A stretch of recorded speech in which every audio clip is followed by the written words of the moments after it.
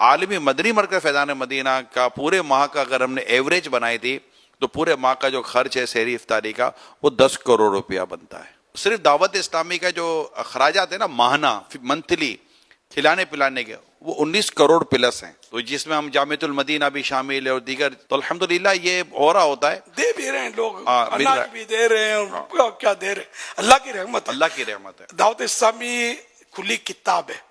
پہلے تکلیف تھی ہم کو, میں جاتا تھا جب یہ اس فیضان مدینہ کے لیے روپیہ 5 روپیہ رسیدیں پھاڑتے تھے, اور اس طرح چندے کر کر کر کر کے یہ مدنی مرکز کھڑا ہوا ہے. یہ پہلا مدنی مرکز بڑی قربانیاں دے کر برسوں کے بعد اس کی تعمیر مکمل ہوئی ہے. ہم لوگوں نے مطلب جوتے گھس گھس کر منتیں کر کر کے اور دیوانے بھاگ بھاگ کے 5 روپے 2 روپے رسیدیں پھاڑ پھاڑ کر خون پسینے کے سمجھو یہ مدنی مرکز کھڑا ہوا ہے اللہ کی رحمت سے, اللہ کی رحمت سے. اس کے بعد جب ایک چراغ جلا نا, آئے ہے اب جو اتنے مدنی مرکز اتنے فیضان مدینہ بن گئے دنیا میں کہ مجھے تو گنتی کبھی ملتی بھی ہے بھول جاتا ہوں کہ کتنے ہو گئے. اللہ کی رحمت سے دین کے کام میں آدمی نکلے, اللہ پر نظر رکھے, اتنی برکت ہوتی ہے کہ حیرت بالا حیرت.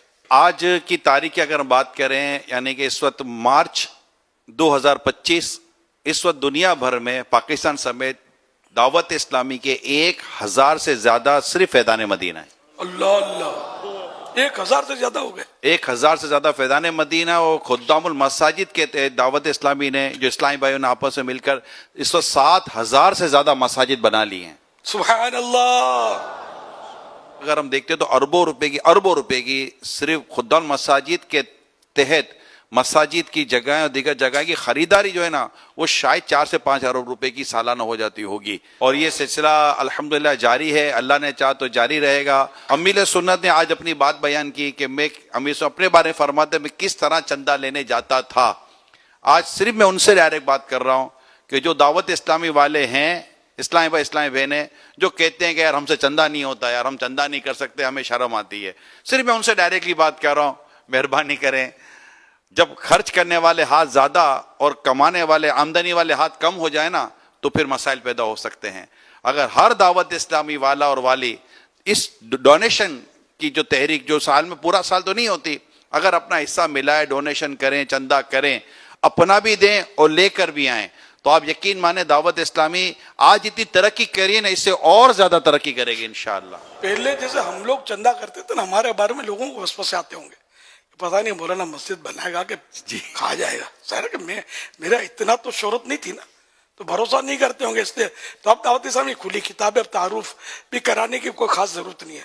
اب اگر صاحب ہمت کریں نا تو ابھی ان کے اوپر چھتری ہے یار, ہم لوگ ہیں نا آپ کے پاس یار, عمر میں تو بڑا ہوں تو بڑوں کی چھتری ہوتی ہے نا, میرے پر کوئی چھتری نہیں تھی یار, ہم اکیلے ہی تھے, اور چھوکرے تھے بیچارے جو وہ تو غریب رہے, تو ان کی کوئی اپروچ نہیں, کوئی سورس نہیں. بعض اوقات یہ ہوتا ہے کہ دعوت اسلامی کے پاس چونکہ ہم بتاتے ہیں کہ ہمارا اربوں کا خرچہ, تو اگر آپ کو اربوں روپے مل ہی رہے ہوتے ہیں نا, یہ کیونکہ ہمیں بتانا پڑتا ہے کہ ہمارا 1 ارب 40 کروڑ روپیہ تو مہینے کی سیلری ہے, 19 کروڑ روپیہ مہینے کا صرف کھانے پینے کا خرچہ ہے, اور اس کے علاوہ دیگر اخراجات جو ہیں وہ ہیں 80 سے زیادہ شعبے. تو بعض اوقات ایسا ہوتا ہے کہ دعوت اسلامی کے پاس لگتا ہے پیسے بہت ہیں. میں آپ کو بتاؤں, سال گزر رہا ہوتا ہے نا, جیسے ابھی ہم چندہ کر لیں گے نا تو ہمیں ہماری مالیت بتائے گی کہ آپ کا یہ چندہ اتنے مہینے تک چلے گا, آگے آپ کے لیے سیلری کے مسائل ہو جائیں گے. پھر ہمیں بقرہ عید کے لیے کھالیں جمع کرنی پڑتی ہیں, پھر ہمیں ہمارے مالیت بتاتی ہے کہ اس کی رقم سے نا اتنا چلیں گے تو آپ کو پورا ہوگا, پھر ہمیں ٹیلی تھون کا انتظار کرنا پڑتا ہے. تو اتنا چندہ ہونے کے باوجود بھی دعوت اسلامی اسی طرح اپ ٹو ڈیٹ کی چل رہی ہوتی ہے, اور بس آ رہا ہوتا ہے اور خرچ ہو رہا ہوتا ہے, آ رہا ہوتا ہے خرچ ہو رہا ہوتا ہے. آپ سب مل کر ساتھ دیں.